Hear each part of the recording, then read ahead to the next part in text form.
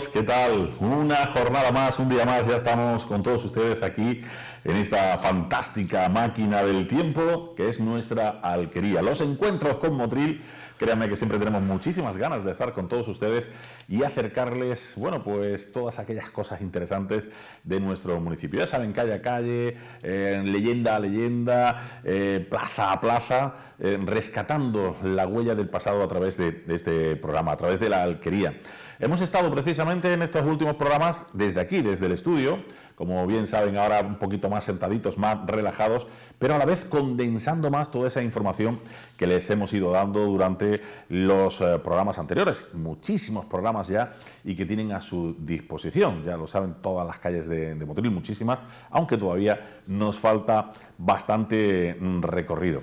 Y como no, como saben ustedes, hemos estado en las últimas fechas pues recorriendo las ramblas de Motril, Calle Nueva, Capuchinos, etcétera, todos los aledaños. Hemos estado en el Barrio Nuevo, hemos estado también en la calle Santísimo, llegando prácticamente hasta el cementerio, recordando historias o calles tan preciosas como las cuevas de la Sal, ¿no? La calle de la Sal, la calle Escobas, no sé, muchas cosas, muchos detalles. Y también recordando algunas de esas plazas céntricas motrileñas que tienen muchísima historia. Recuerden que también en nuestro último programa estuvimos visitando, por ejemplo, la Plaza de la Cruz Verde, recordando esa posibilidad de que la Cruz Verde viniese desde la Inquisición, aunque no se tiene demostrado. Por otro lado, hablando de la Plaza de Gaspar Esteva, la Plaza... la Plaza de las Palmeras, como la conocemos habitualmente, hablando de Díaz Amoreu, en fin, de Díaz Moreu, de muchas cosas interesantes e importantes, como siempre, aquí en nuestra alquería. Y ya lo están viendo ustedes aquí detrás, calle de los Catalanes. Seguro que no hay nada que les suene más a ustedes que la calle Catalanes de Motril, puesto que es una de las arterias principales de nuestro municipio en cuanto a negocios, a movimientos, etcétera, etcétera. Don Manuel Domínguez, bienvenido, ¿qué tal? Muy buenos días. Bueno, calle Catalanes, madre mía, nos metemos en una de las calles más tradicionales de nuestra ciudad y curiosamente una de las calles que han tenido más nombre. Al ser una de las calles principales, pues evidentemente tiene una historia de toponimia bastante larga y ha cambiado muchas veces, incluso con la política, con los momentos políticos, pero evidentemente sigue siendo una de nuestras calles más tradicionales y que más tienen resonancias en la historia motrileña. Esta calle principal, una de las calles principales de nuestra ciudad. Por supuesto que sí, yo creo que todo el mundo sabe perfectamente dónde se encuentra ubicada la calle Catalanes, geográficamente dentro de tu municipio, así que no hay que esforzarse ni mucho menos en darle mapa, ¿no?, geográfico de su localización. Y también agradecidísimo porque al ser una calle tan céntrica y tan importante dentro de nuestro municipio, sí vemos que tenemos mucho material fotográfico precisamente. Sí, hay mucho material fotográfico porque es una calle que se fotografió bastante en las postales, en los recuerdos de Motril de principios del siglo XX, donde se puso de moda lo de la carta postal y con fotografías de las ciudades, y es una de las calles principales de la ciudad y se fotografió, y era más una calle llamativa y tal, y se fotografió y se ha conservado bastante instantánea, bastantes fotografías de esta calle desde los primeros años del siglo XX. Ya no solo de la calle en sí, sino también de los modismos, ¿no?, de aquella época. Sí, de los personajes, de los personajes. Muchas veces estas fotos son no solo interesantes por el punto de vista arquitectónico de la calle y tal, sino por los personajes que aparecen, ¿no? Es decir, representan una época determinada de la historia, de nuestra historia local. En este programa solemos hacer, o invitar más que hacer, a que ejerzan el poder máximo de su imaginación y que se recreen en su mente cómo podía ser esta calle cientos de años atrás, como intentamos hacer nosotros. Es verdad que disponemos de material fotográfico pues, de los últimos años, del último siglo aproximadamente, porque antes evidentemente pues, no existía la fotografía, de unos sitios más que de otros, pero por ejemplo en esta calle sí tenemos. Pero aún así, nosotros nos vamos a retrotraer muchísimo más en el tiempo. De hecho, dentro de los datos que poseemos, el primer nombre que tenemos, aunque posiblemente en época musulmana tendría otro nombre, podría ser calle del Adarve, ¿no? Sí, es la calle, se conoce cuando se construye la muralla de Motril, se levanta la muralla de Motril a partir de 1528, la muralla viene por todo el borde de la acequia, la calle Borde de la Acequia, la actual calle Muralla, y sube por lo que en aquella época se llamaba la Rambla de Castelldefels. Es decir, que al final la calle catalana es una rambla, fue la antigua rambla de los que los motrileños de aquella época llamaban Rambla de Castelldefels, que empezaba en la Posta y terminaba a la salida, al cruce de la avenida Salobreña con el cuartel de la Guardia Civil, salía para la vía. Esa Rambla de Castelldefels se construyen dos puertas de muralla, una en la puerta de Santiago, la puerta de Castelldefels, en la entrada de la calle Zapatero, sí, y la otra, altura de los Jardinillos. Claro, la otra era el Postigo de Bea, que estaba en la entrada de la calle Comedia. Bueno, pues es el trozo de calle existente entre la calle Zapatero y el Postigo de Bea, era lo que se conocía como muralla del Adarve o calle de la muralla, porque se le conocía con los dos nombres. El primero, más antiguo, era calle del Adarve, y seguramente cuando la muralla, al fin y al cabo, un Adarve es un paso de muralla, y después con el nombre de calle de la muralla. No confundamos calle de la muralla con la actual calle de la muralla, que va de Zapatero hasta la avenida Salobreña, sino esta es la original, esta es la calle de la muralla original, que iba desde Puerta de Zapatero, a Puerta de los Jardinillos, hacia los Jardinillos, de la Puerta de Castelldefels hasta el Postigo de Bea, y cerraba toda esa zona de Motril por la defensa de la ciudad. Lógicamente, en el siglo XVIII, cuando ya desaparece el problema de la defensa, cuando ya no hay ataques piráticos, cuando ya el Motril está bien defendido y no hay problema de tener que tener una muralla, empiezan a derribarse.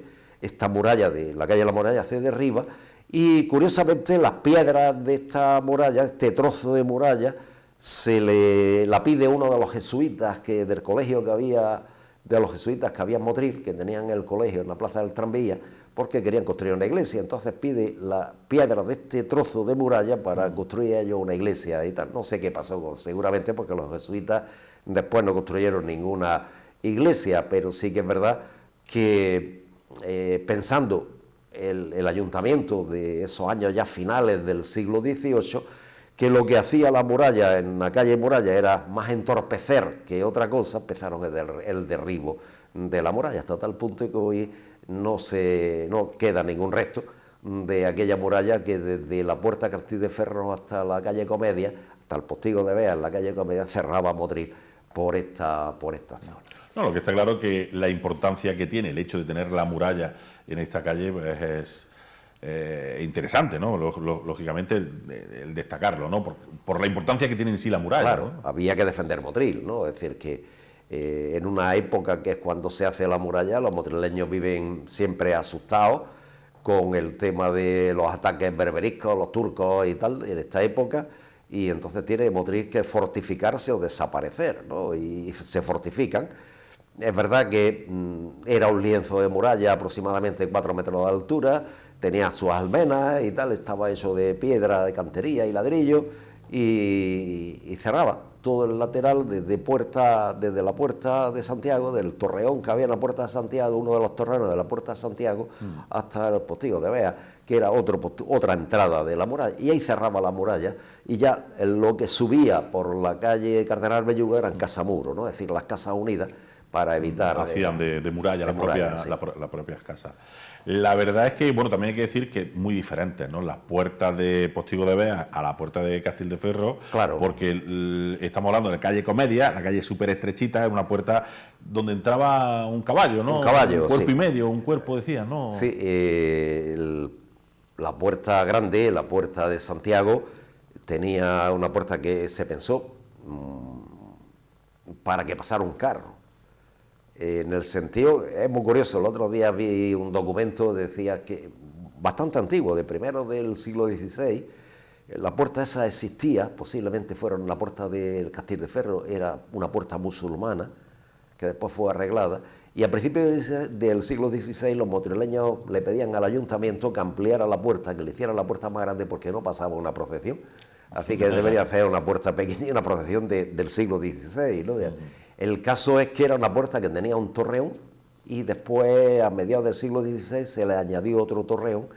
Era la puerta que daba entrada a Motril desde el camino de Almería, Plaza Castildeferro, y la puerta o Jardinillo, y la puerta de... Y en cambio, el Postigo de Bea, que estaba, y todavía se ve, es decir, la entrada a la calle Comedia es muy estrecha. Ese sería el tamaño, daba para que pasara una persona, subiera un animal, pero no un carro. ¿Por qué?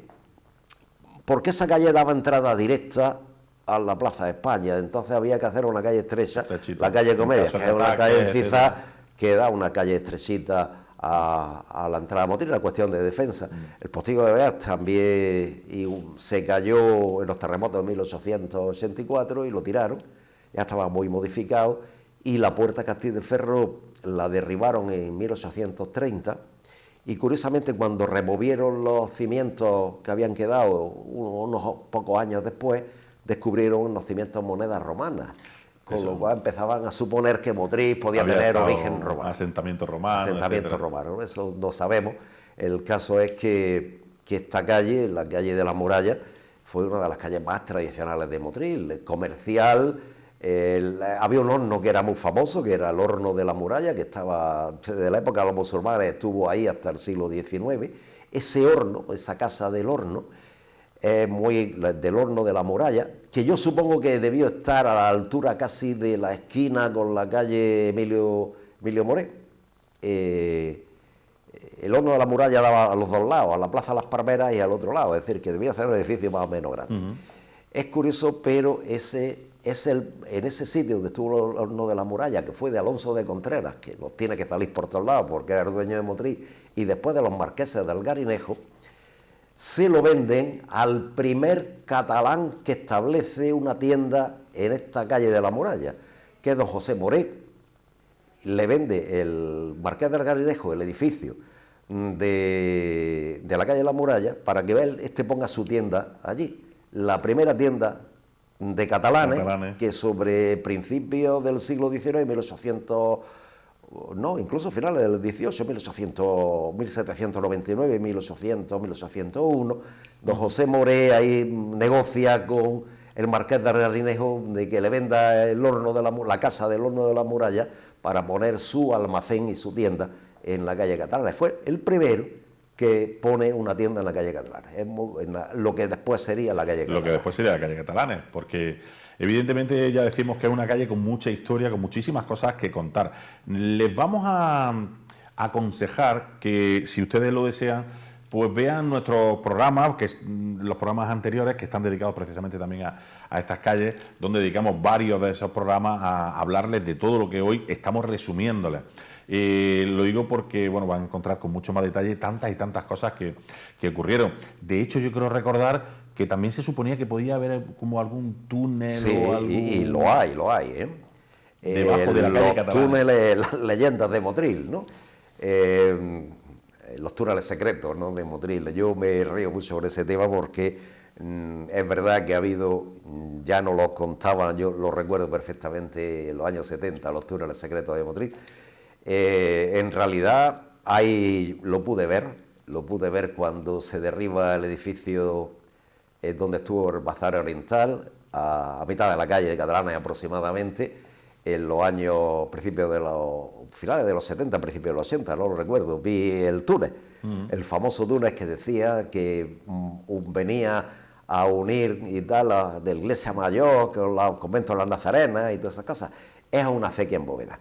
Es decir, que evidentemente existió el túnel, hay un túnel que recorría, se habrá destruido con todas las edificaciones, pero lo pude ver cuando en los años 70, a principios de los 80, se hace el edificio donde estuvo el Bazar Oriental, es decir, la parte izquierda, subiendo la parte izquierda de la calle, y después vi un documento que un poco venía a demostrar que efectivamente es lo que era. A mediados del siglo XVII, una empresa madrileña establece una acequia que es un desvío de la acequia principal y que tiraba por encima de las Angustias, por las Angustias, bajaba por encima de San Roque, que era en aquella época la actual ermita del Carmen, y ya bajaba por la calle La Muralla hasta desembocar en la acequia, donde hoy estaría el cuartel de la Guardia Civil, y efectivamente se ve todavía en la calle Chispa, en la calle Cuatro Esquinas, se ve el arco, y en la obra se ha visto los restos de ese túnel embovedado que recorre desde toda la calle San Roque, toda la calle, la parte para salir de la placeta de Capa, para salir hasta la calle Catalanes y terminar, recorre toda la calle Catalanes, y es una acequia en bóveda que servía para regar en un motril muy distinto al actual, regar todos los secanos de la zona norte de Motril, y se hizo esa acequia, y eso es lo que aparece de vez en cuando, ¿no? Y hay más túneles, ¿no? Porque el sistema de acequias de Motril sería bastante más amplio que solamente la acequia principal que tenemos. Se pudo ver, yo lo recuerdo, porque allí fuimos todos a ver que era el túnel secreto de Motril, claro, que ya nos hablaban de esas cosas, ¿no? Sin duda alguna, esa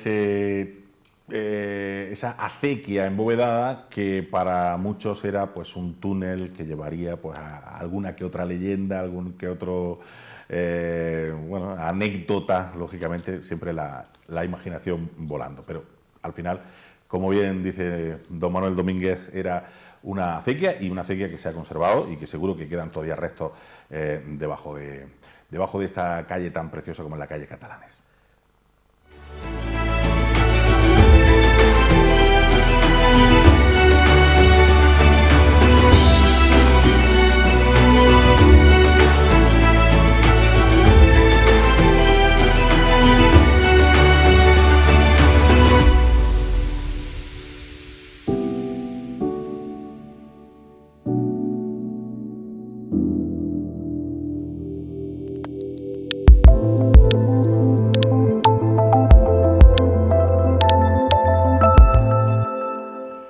Y cómo no, nosotros no, después de este túnel, de esta acequia, de esta anécdota, recordarles también pues que la calle de la Adarve, que nos da mucha historia, lo que es la muralla en sí, que debajo teníamos el cementerio, ¿no? El cementerio musulmán, donde están los agustinos. Sí, pero esa es la otra calle de la muralla. Esa es la otra calle. La calle nueva de la muralla que le pusieron los motrileños. Pero la calle Catalanes tiene una historia muy larga, es decir, que es una de las calles principales de Motril. Lo curioso, como tú decías, alguna vez podemos tropezar con algún documento más antiguo que nos diga cómo se llamaba en época musulmana. Sería curioso, ¿no? Es verdad que los musulmanes no tenían mucho de esto de nombrar calles. Ahí conocemos nada más que la calle Curucho, Al-Curuch, conocemos la Rambla del Manjón y conocemos alguna calle del barrio de Alrabal del Manjón como la calle de la Barora, y poco más. Es decir, no hay, y alguna calle la calle del Cadí, que no hay. Los musulmanes no, a pesar de que hay documentos de 1493 del cambio, de la época del cambio del mundo musulmán al cristiano, no nombran mucho las calles, ¿no? Pero esta calle tiene una larguísima historia. Además, es una de las primeras calles que se empiedran en Motril, que se adoquinan de Motril. Bueno, en aquella época no se adoquinaban las piedras, al principio se empedraba. Se empedraba. Pues nosotros nos empedramos en ello y vamos a ir recorriendo pues todos esos nombres, porque además de la Adarve, además de porque claro, catalanes en sí luego fue una acepción más popular, ¿no? Claro, el nombre popular. Al final se fue más popular.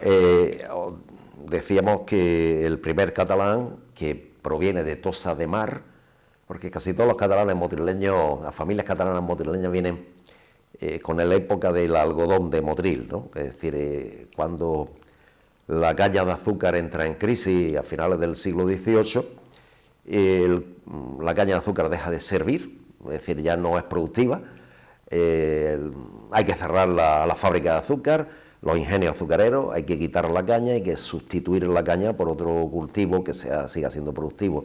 Se ensayan cultivos, el añil, se ensaya la seda de nuevo. Motril había sido antiguamente, en época musulmana, un gran productor de seda.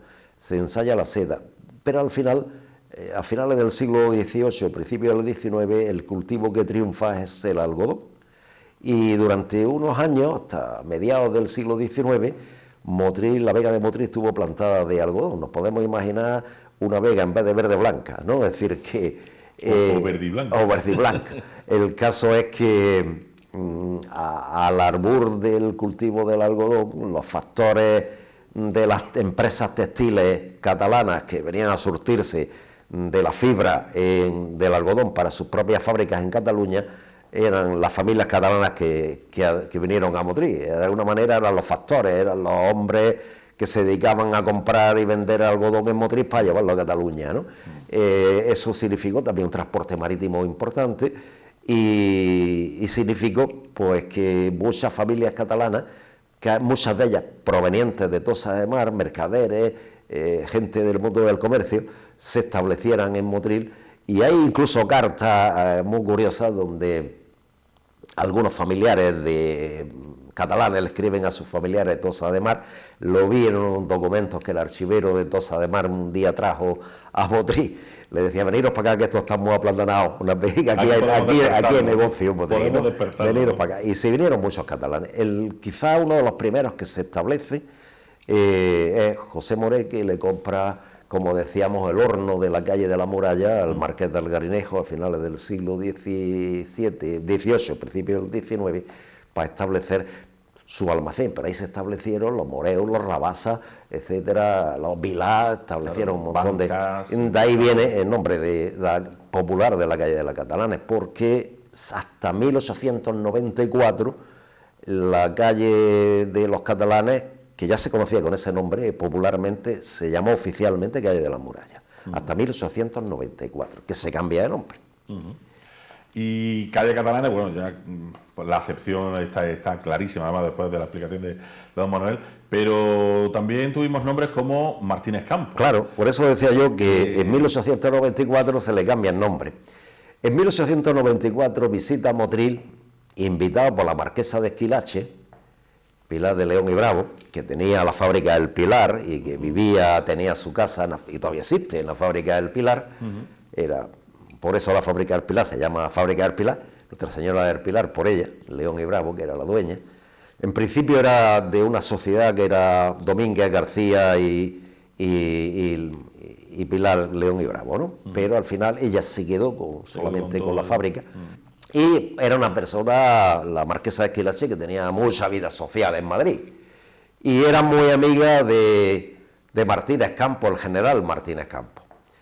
Y lo invita a que venga a conocer su finca de Motril, su fábrica y su casa en Motril.